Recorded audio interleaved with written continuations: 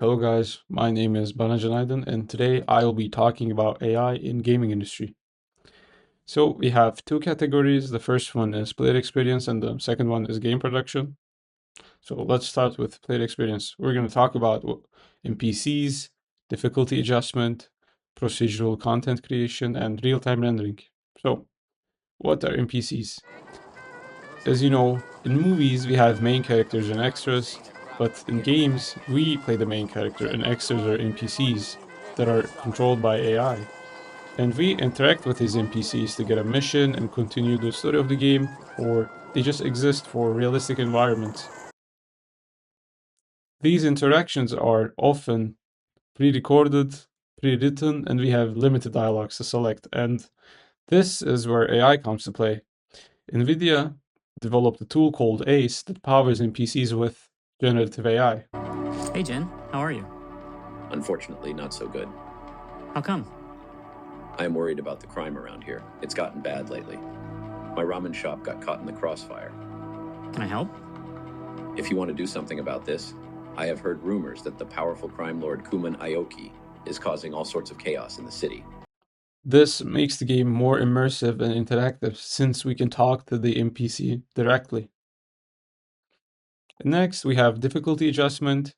AI watches how you play the game and adjusts the difficulty in real time.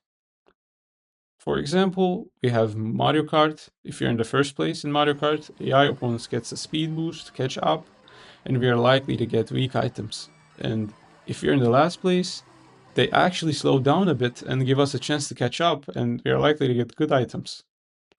And this adjustment makes the game more competitive and keeps the thrill of the race. And next, we have procedural content creation. Instead of creating every content manually, developer designs a set of rules and AI uses those rules to generate content contextually. And we have Town Scraper, for example. I mean, you can just build beautiful structures from simple inputs. And then we have real-time rendering, and more specifically, NVIDIA Deep Learning Supersampling, aka DLSS. Our goal is to increase frame rate without compromising image quality, and higher frame rate means smoother gameplay for gamers, and you can see on the bottom left why. So let's see an example of NVIDIA DLSS.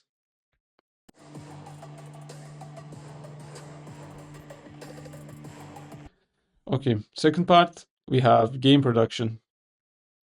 So development tools. We have tools such as art, audio, or narrative generation and code assistance, and these make the developers' jobs easier. So quality assurance department basically try to break the game and find bugs so that the developers can fix it before the actual release of the game.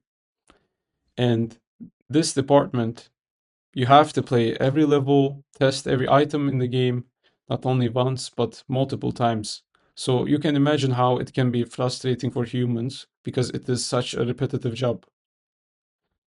And AI can actually handle these massive repetitive work so that the humans can focus on the creativity and story of the game with automated bots, visual and stress testing.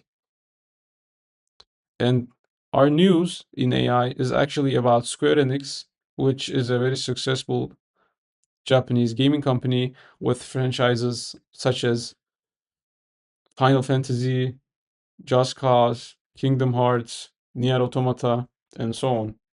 And they recently announced that they aim to have AI doing 70% of its quality assurance work by the end of 2027, which is pretty interesting to me.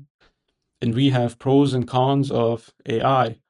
So the pros are faster and cheaper development, larger, more dynamic worlds, better performance and graphics, and improved quality. And cons are job displacement, loss of human soul, ethical manipulation, copyright and bias. So our conclusion is that using AI in gaming provides incredible benefits, but it also introduces some critical risks. So these were my references, and thank you for listening.